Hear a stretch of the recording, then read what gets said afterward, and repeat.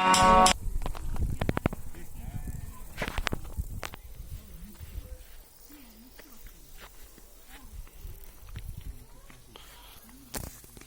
хөөрхөн хэрэм байх шиг сайч юм. Ойн ш додоодч юм.